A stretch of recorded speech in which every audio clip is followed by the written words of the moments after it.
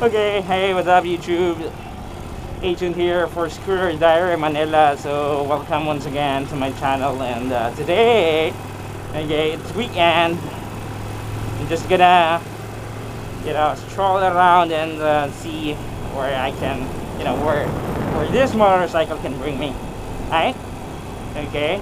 So join me on this quick ride. It's just going somewhere, anywhere.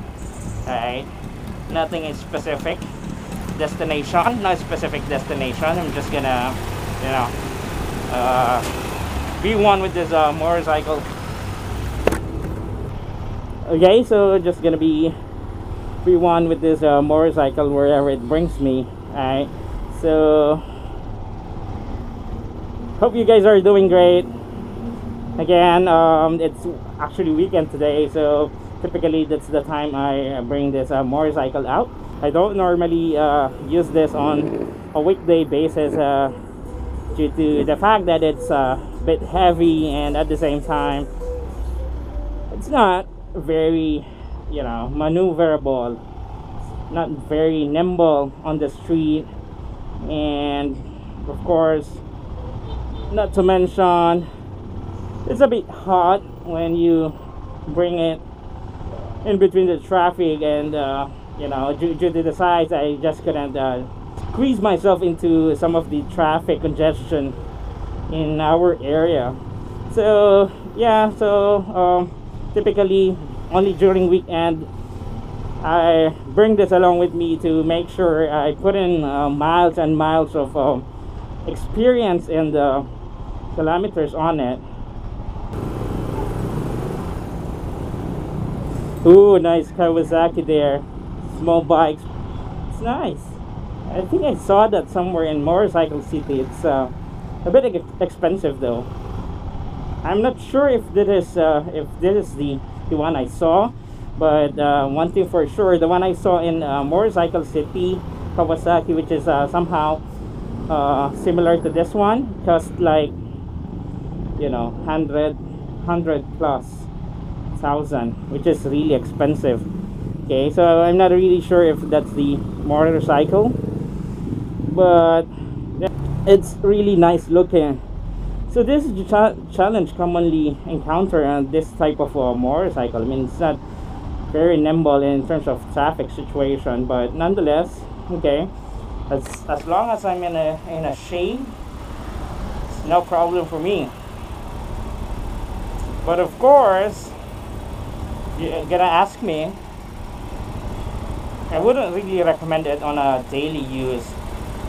The whole motorcycle is big, okay? You cannot simply pass through the traffic due to the size, of course.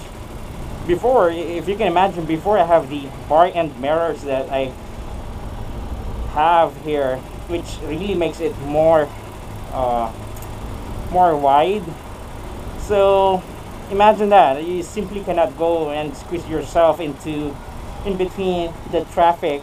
Definitely it will hit some side mirrors of the cars. That's the disadvantage of this type of motorcycle.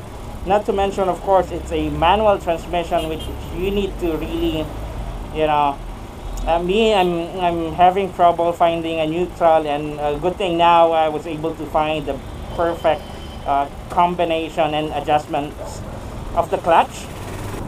It's one good thing. Look at that Jeep. Very nice. Ruby. They call it Ruby. Ruby, and maybe here as well. But in US, in Canada, they always call it Ruby. So it's a Rubicon. It's the old Wrangler name was has been changed, I guess, to Rubicon. It's not a cheap truck. Okay, my sister has this, and even in US it's not that cheap. I don't know if we can pass here. Yeah, let's try that. See what I mean by you should have a more nimble type of motorcycle that you can really play around and go along with this heavy traffic and side situation, right? So if I'm using a scooter, definitely I feel better in terms of maneuvering it all through all this chaos. You have to make sure, you know, where you go, you will fit.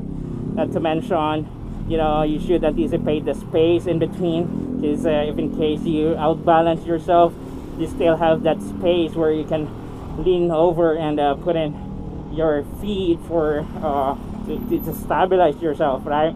As I always say, I really don't suggest this motorcycle on a daily roll, because you know it's hot, it's big, it's bulky, it's difficult to maneuver. You know, if you're gonna use a bigger motorcycle and you're just gonna follow someone like a car, then it defeats the purpose of having a two-wheeler, which has less limitation than a four-wheeler due to the size, right? I hope that's making sense, but yeah, that's the main purpose of having a two-wheeler. You can squeeze into the traffic with less hassle than the bigger cars, right?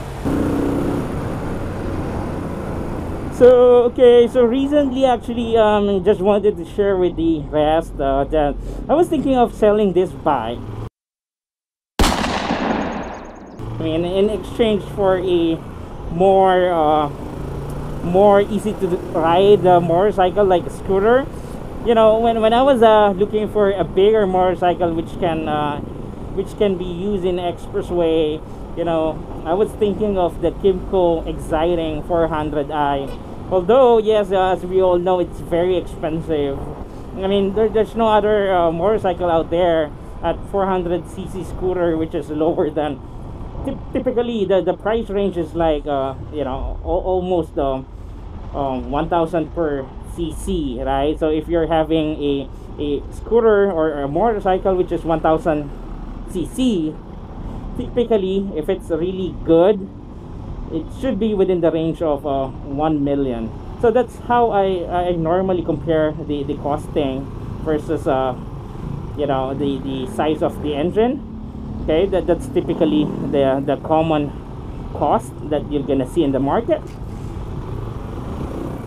Okay, so in perspective, yes, let's say okay, the Kimco Exciting is almost 400,000 for a 400cc scooter. It's very bulky. I doubt you can use it even on a heavy traffic. I mean, it's very challenging to use it on a very tight and congested traffic like what we have in East area. Okay, yes, there are some second-hand which I can probably settle in, but then again, with me with little knowledge about motorcycle, I just don't want to, you know, risk it all without so much idea about how to maintain a motorcycle, right?